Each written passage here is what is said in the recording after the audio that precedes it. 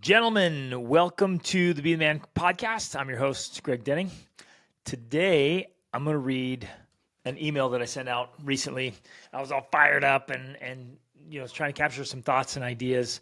And I sent out an email, and I'll read you the whole email because I think it's one of the most important messages I'll ever share. And then I got a really great response. Somebody sincerely asking, like, how is this even possible? Is it possible? Is it the purpose? Should we be that level?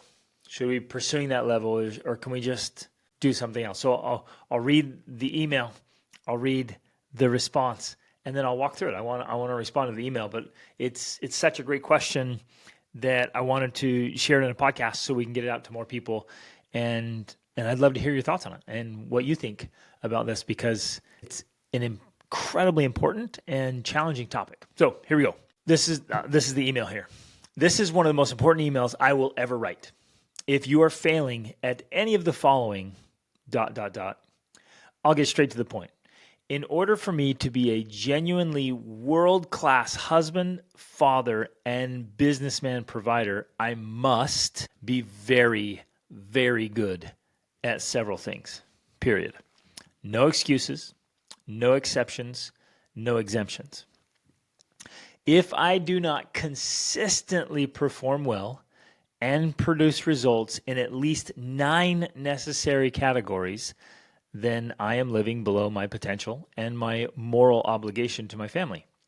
When I asked Rachel to marry me 23 years ago, I automatically committed to her to be the best friend, best partner, husband, and lover I can possibly be. I didn't have to say it or promise it or write it in some legal document. It became an ethical responsibility and a moral obligation the moment she said yes. She has every right to require and demand that of me. So too does your wife. Then, when our first child arrived, another obligation and responsibility automatically went into force.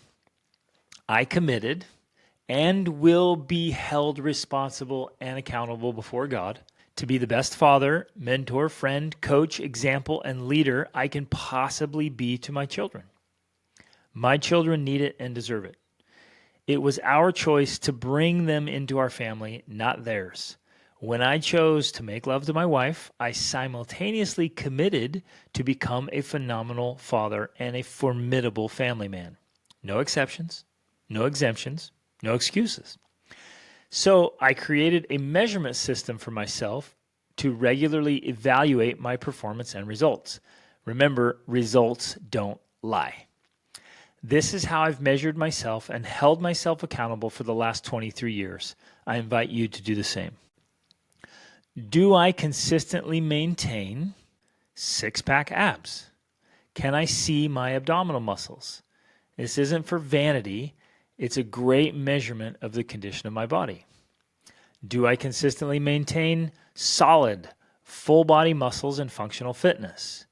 Tons of energy and vitality, a rock-solid mental fortress, a positive, unstoppable mindset and attitude, a deep connection with my soul and with God? Do I consistently maintain real romance and magic in my marriage?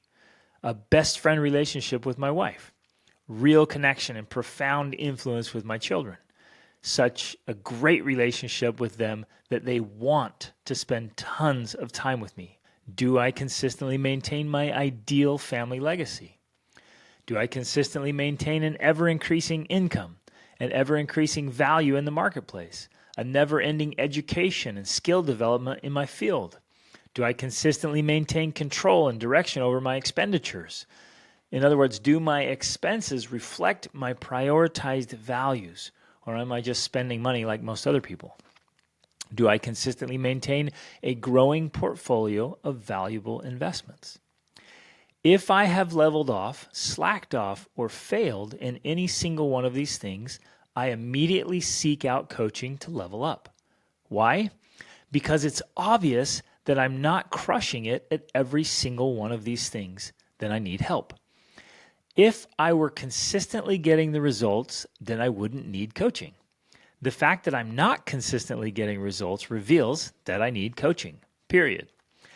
I have been able to consistently answer yes to these questions for the vast majority of the last 2 decades. This is exactly why we sincerely have a genuinely extraordinary marriage and family life. Brother, if you can't boldly and honestly answer yes to all of these, then you need a coach. And I would say you need me as your coach. You need the camaraderie of the Be the Man tribe, and you need the tools and tactics of the Be the Man Masterclass. Okay, that's the email. So then the response that came, and I got a lot of great responses, but this question came in, and it's fantastic. And I really want to share it and answer that. And obviously, I realize that email is a bold statement, and I believe it. I sincerely believe it. I stick by it. That's, what I'm sharing is what has worked for me. And it gets results. And like I said, results don't lie.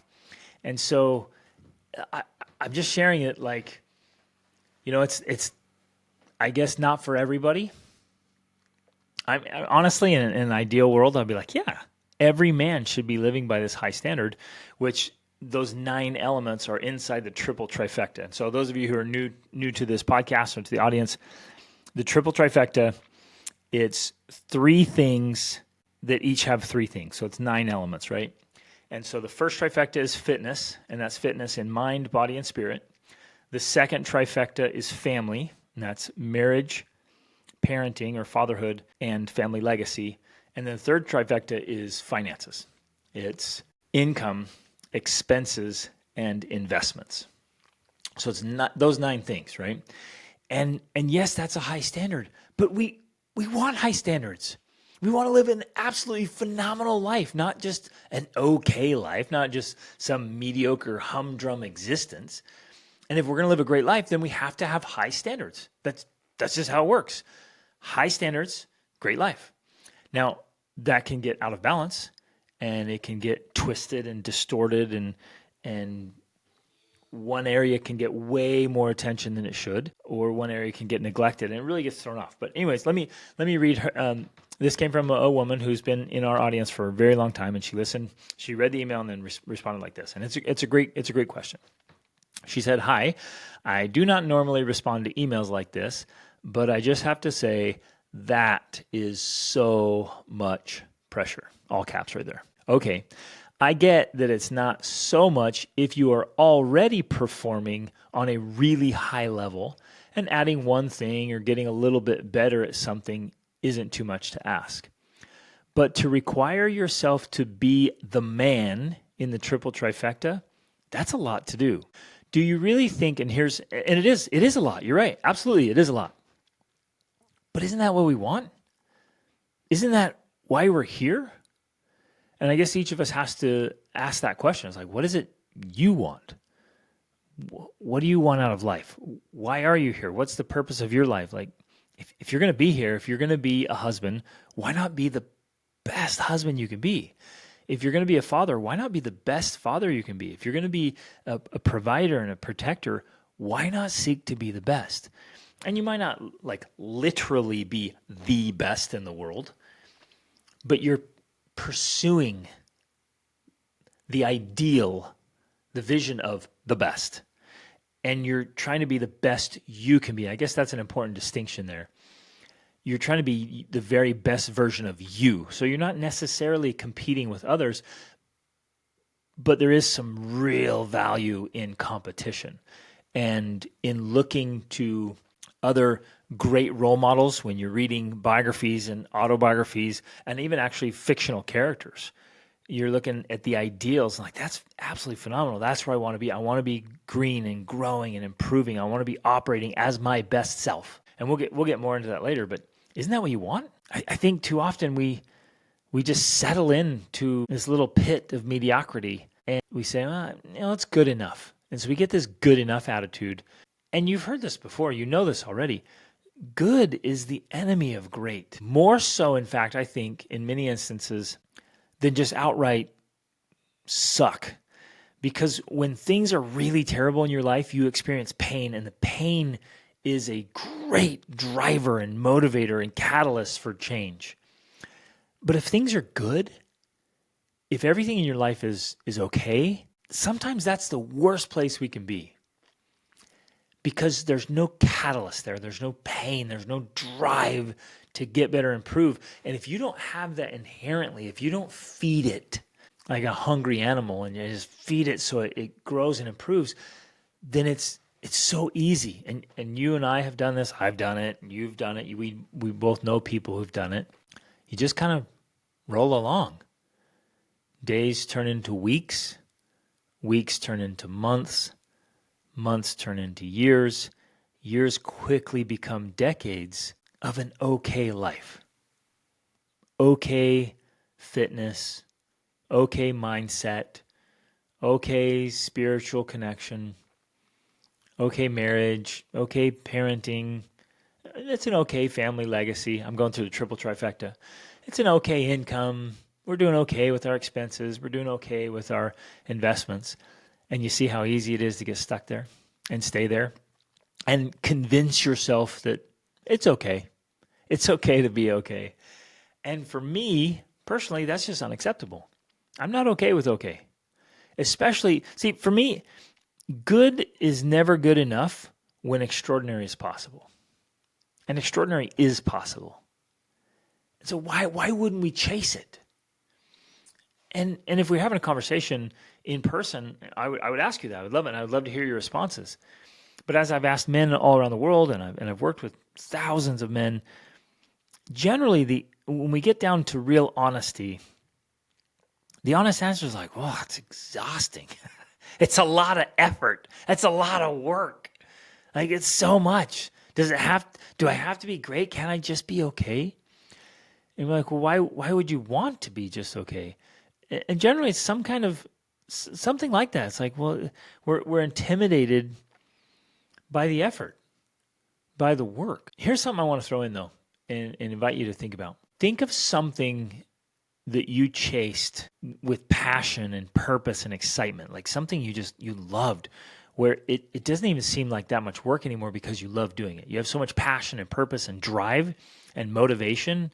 Like you just do it because you love it. There's something you've done where you're just like, gosh, I could do that all the time, and you love it. So one element is you really start to enjoy the process. It doesn't even feel like that much work anymore. It's actually kind of easy to do it because you love it. You love the results you get. You love the process. You love putting in the work and effort. Like, this is great. So it's not all that hard to even do the thing. Then once you achieve, there's two different paths there. One is like, yeah, it's a grind, but I'll do it anyways. The other one's like, I really enjoy this process. I love the grind. I love the hard work. I love the pain. This is great. Either way, you get to this point where now you're so much more proficient at it. You're so much more effective and productive, and you're enjoying the results. And at that point, you're like, man, this is worth it. It's worth the grind. It's worth the effort. It's worth the struggle. Because when you get up here, it's easier to maintain. It's easier to stay, and it's way more enjoyable. It's so much more enjoyable to be wealthy than to be broke. It's so much more enjoyable to have an extraordinary marriage than one that's just barely hanging on. There's a lot of fighting, a lot of contention, a lot of disagreement. We're just existing. We're just preventing divorce versus, man, we are madly in love. Yeah, that takes a lot more work, but man, it's so worth it. And the work is enjoyable, and the reward is incredibly enjoyable. Same with kids. You can do the bare minimum and just, cross your fingers and hope your kids turn out. Well, hope isn't a strategy. Okay, and here's another really critical point here. Yes, it requires a massive amount of work to level up and be your best. But guess what? It also requires a massive amount of work to suck. And the results are horrible, and it is miserable. And what made me think of that is your kids. Like, you can put in tons of work to help your kids become phenomenal human beings. Or you can just hope they turn out and deal with all the consequences, the results of them making bad decisions and doing terrible things. And either way, having kids is an insane amount of work, and having phenomenal kids and having horrible kids, or kids that are doing horrible things, both of those are a ridiculous amount of work. And one comes with inexplicable suffering and sorrow and remorse, and the other comes with inexplicable reward and joy and fulfillment and happiness and peace. Either way, it's a ton of work. There's no way you're getting out of the work that's required to be a father. So for me, I'm like, well, I want the rewards. I want my kids to be absolutely superb human beings and to do incredible things. I want to have a world-class relationship with my kids. So I'm going to put in that work. Either way, it's work. I'm going to put in that work and I'm going to get the rewards.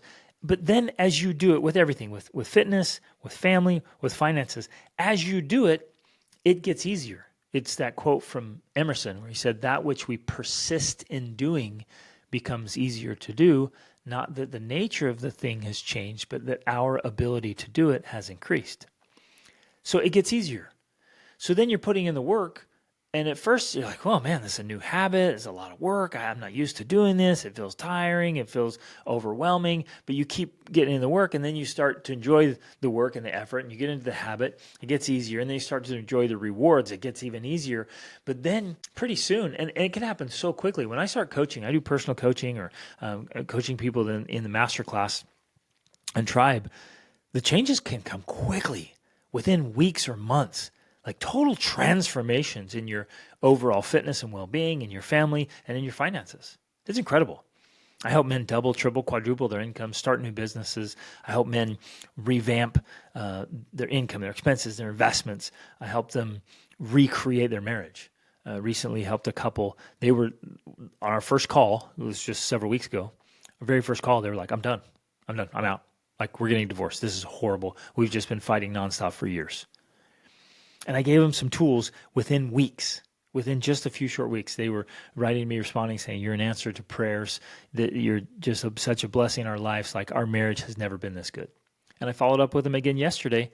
Same thing. Our marriage has never been this good. In just a few weeks. So what was just suffering and misery and frustration for years is now so much better than it's ever been in just a few weeks. So you can do that with your kids and with your marriage and with your family legacy. And we can do that with your mind, your body, and your spirit. So it doesn't take that long. And it starts to be enjoyable and fun and fantastic. So then you're operating optimized, right? You're feeling amazing on all these areas of your life. And once you're going, you realize it's actually not that hard. It's hard to get started, but once you get over the inertia, it's not that hard. And the rewards are absolutely worth it. Okay, let me continue with her email. Do you really think everyone has the moral obligation to do that? Yes, I do. If you're married, you have a moral obligation to be the best spouse you can be. If you have children, yes, you have a moral obligation to be the best parent you can be. Yep, I do believe that. And you might not have chosen that. You might not have known that when you signed up. But, well, if you're married, you have a moral obligation to be the best spouse to that person because that person is committed to live with you, man. Like another human being is committed and you've committed to them you're going to live together. You're going to do your life together. That's tough. That's a lot. That's a lot to ask of somebody. So if you're married, yes, you have a moral obligation to be the best spouse you can be.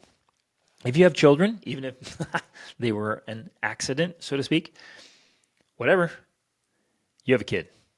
And you have a moral obligation to be the best parent you can be to that child. They deserve that because they come in just little babies. They don't know. They were just put into your world. You have an ethical responsibility to be the best you can be. She continues in her email. Is that really the point of life, to be the best version of yourself? Yes, from my perspective, yes. The purpose of life is to become the very best version of yourself. I've thought about that. I've read, I've averaged a book a week for well over 2 decades. I've read across, almost all religions and traditions and cultures across time and space, ancient books, recent books. I've read and studied, talked to people all over the world. I've traveled extensively through 60 plus countries, and this has been on my mind for decades. What is the real, true, deep purpose of life? And wholeheartedly, I believe, and this is from a broad study. It's not just one little area. I really do sincerely believe the purpose of life is to make the most of yourself, to become the very best version of you can be. I really believe that. And I think we're hardwired for that. And you can relate to this, especially for a man.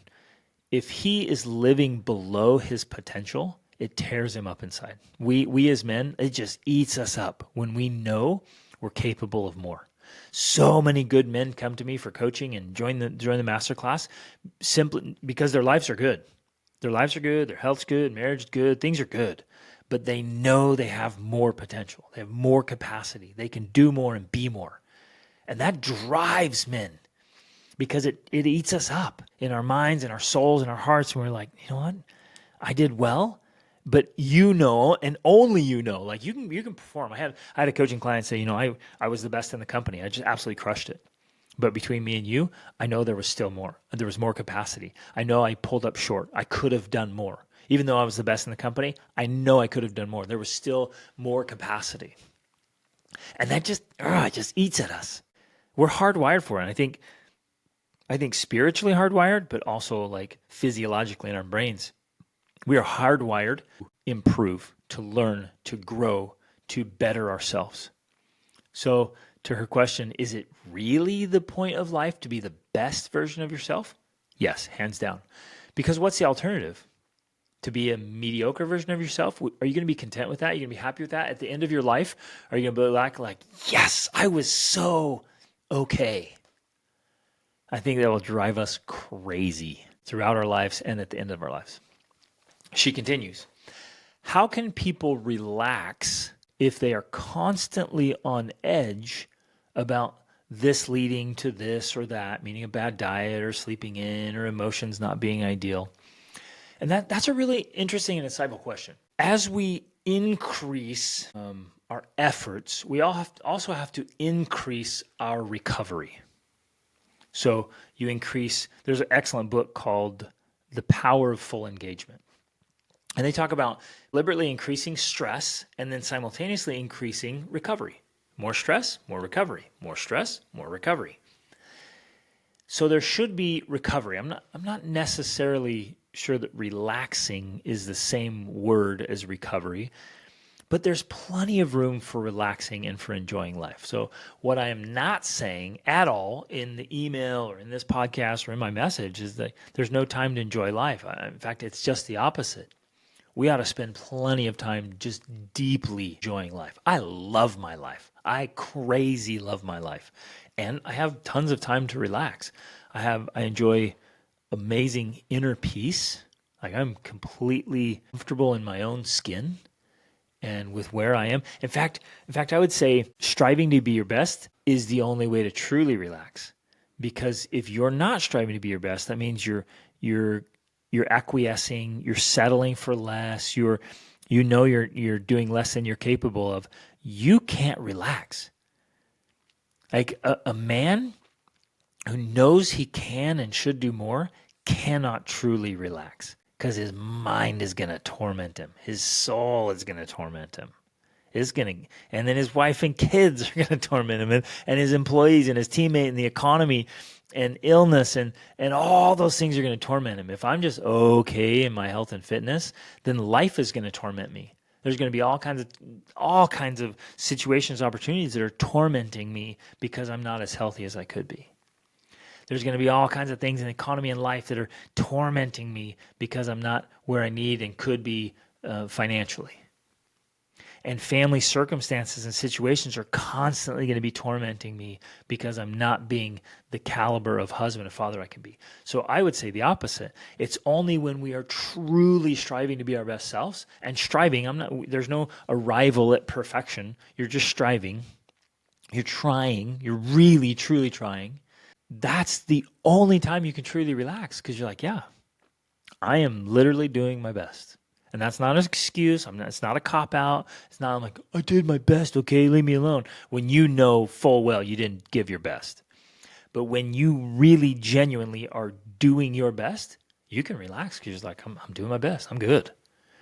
And we should relax daily, so kind of micro-dosing, and vacations and huge breaks like macro-dosing where you take a week or a few months off just to spend time with God and to be with your family and to go serve and make a contribution and do something in the world to really, truly enjoy all that life has to offer. So absolutely, you can totally relax. And it's this interesting dynamic of, she says, aren't you constantly on edge? And I'm not constantly on edge, but I am constantly aware of my performance. And it doesn't bother me, it doesn't stress me, it doesn't worry me. I'm just cognizant of like, hey, I've got to keep up these things because of who I want to be, the caliber of man I want to be. So I got to watch these things. I got to measure them. I got to keep a finger on the pulse, so to speak. So I'm not on edge, and I'm like fulfilled and excited about the results I'm creating by striving to be my best self. Okay, she continues. I think the purpose of life or meaning is whatever someone chooses it to be, as Viktor Frankl explains in his book. And his book, Man's Search for Meaning, is absolutely world class. And he points out in there that we are tormented in life, and most of the problems in life come because we lack meaning. I love that book. Love that book. And I highly suggest you read it and reread it all the time. I would say, from my perspective, his point is more in line with what I'm saying here. Is like, you have to live a life of meaning and purpose. And it can't be something that's frivolous and weak and empty. And, well, my meaning is to relax all the time. That's my meaning. Like, well, it won't work for you, because psychologically you're hardwired to be progressing and growing and improving and making a contribution and becoming your best self. It'll tear you up. Right? Like even Maslow's hierarchy of needs, where the highest point is self-actualization. And if we're not making a contribution, if we're not growing, if we're not self-actualizing, becoming our best selves, it's gonna tear us up. So it won't work. And some would be like, well, my meaning is to become the best video gamer in the world, or my meaning is to make all this money. Those guys will tell you, along the journey at the end of their lives, like, yeah, it left me empty. It wasn't fulfilling. It wasn't meaningful. I climbed I had my ladder against the wrong wall. And there's so many stories and examples of that, where we get misaligned and we're chasing something that ends up just being empty. When we're going after the acclaims and the status and the title and the position and the honors and all this stuff, you just realize, man, it didn't even matter that much. So we have to be doing stuff that matters. So is it whatever meaning someone chooses? Yes. Absolutely, because meaning is individual and unique and different, and every man will have a different meaning. But at least from my perspective, the way I see it, there are going to be common denominators where we all kind of cross the board, like, yeah, these are the things that just work. And this is across the swath of humanity, right? Across generations and cultures and traditions, there's just things that matter. And common denominators where we can agree. And again, the emphasis of this email and this message was, look, if you're a husband, if you're married, become the best spouse you can be. If you have children, become the best parent you can be. If you have to provide and protect, become the best provider you can be. So she continues, maybe someone chooses to live a simple life and not manage his entire triple trifecta. I don't think those are contradictory. I think you can live a simple life and still manage the triple trifecta. As I thought about that, this was years and years and years of study and research and working with thousands of people across 5 continents that I came up with the triple trifecta. And I went through it again and again and again. I was like, I wanted to get it to bare bones, like what are the absolutely essentials? And I didn't have 9. I didn't have any number in my head. I'm like, I just want to, as I'm researching this, what are the bare bone essentials? What are the things that just cannot be left out? And when it came down to it, it's like those things: fitness, family, and finances. They've got to be there. And of course, faith is built into the first part of fitness. Those are the essentials, right? Those 9 things are the essentials of what it means to be the man. Okay, let's keep going. So, and then she says, well, what about your wife? She is a person, so does she need to be the ma'am? Right? She says, notice ma'am, not man, haha, which I thought was really insightful.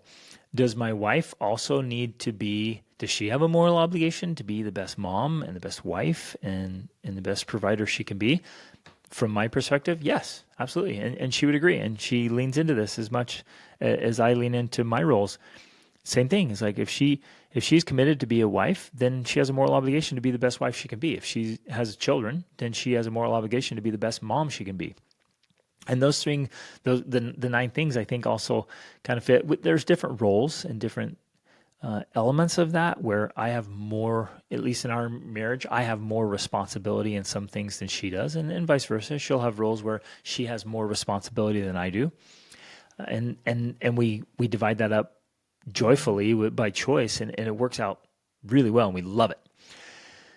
So it continues in the email here. You are impressive, no doubt about that, like a Navy SEAL. But how do you relax? Or maybe relaxing isn't enjoyable to you. Maybe it's the progress that is enjoyable. As the quote, progress equals happiness, but goodness, I like relaxing, LOL. And like I said, I do too. And I spend plenty of time relaxing and just enjoying life. Took my daughters were just pleading to go over in the mountains, in the forest above the beach. So where we live, there's these gorgeous beaches and then these huge cliffs, and on top of the cliffs are these forests. And so we just went walking through the forest, went down to the beach, and just were looking at the flowers and the trees and the sand and the rocks, and it was unbelievable, fantastic. And we do that often. In fact, every single morning I go out with my dogs early in the morning, and we walk around our property, or we go down to the beach or into the mountains, and I listen to great spiritual texts and then other good books, or I just think or pray or meditate. So I literally relax every day. And so it's not like I'm go, just grinding all the time. I don't think grinding constantly is healthy at all. And yes, I love the progress. It's also enjoyable and fulfilling and meaningful. She ends her email like this. She says, well, I really enjoyed that thought process. I really wonder if you have that high of expectations for everyone, or if it is because you are marketing this amp it up, so to speak. Or if you have that high expectations for everyone, man, wouldn't you be disappointed in nearly everyone? Because we are all so much lower than that bar. And that's a great question, a great thought process. And I'm so grateful for that email and that thought. No, I'm not disappointed in everyone. I learned a long time ago from my own journey that we're all at a different spot, and we're all accountable for what we know. And like Stephen Covey pointed out, to know and not to do is really not to know. And so I'm not going to be disappointed in people who don't know or who are trying. I guess it is disappointing when people do genuinely know better and then they just choose not to do it, and they choose to acquiesce and settle for less than their best and just kind of exist instead of truly live. That is disappointing. But honestly, like in a way, it's none of my business. Like, however a person chooses to live, that's up to them. That they get those consequences. They get those rewards. Like, that's their life. It's not affecting me. I'm going to live my life, and I'm going to live it to the very best I can. And I love my life. You know, my wife and I, we have 7 amazing children, and we genuinely are living our dream life, and we're chasing big, dumb goals. Dumb is an acronym I came up with: demanding, unrealistic, meaningful, and bold. We're chasing dumb goals, and we're living our dream life, and we love it. And if other people decide to just level off instead of level up, okay, that's on them. Like, it doesn't affect me. And they get to choose that path. So even for my kids, I was like, man, you guys get to live however you want. Like, do your thing. If you want to do something else, if you want to like do nothing with, like, okay, that's whatever, that's on you. It's just like, it's your choices, those are consequences. And they get it, but my kids want it. They're hungry for it. And they found that balance of chasing greatness and genuinely enjoying the journey in life and relaxing and grinding and figuring that out. And they love it. They want to be their best selves. And the people I get to influence are like that. So am I disappointed in everyone? No, not at all. And I'm not judging other people by my standard. I'm not judging them by where I am. I would say I do, quote, judge people by where they are. But that's a very kind and generous and graceful judgment, so to speak. It's like just noticing, like, well, yeah, they're doing what they're doing because that's where they're at, and that's perfectly okay. Like, I'm not condemning.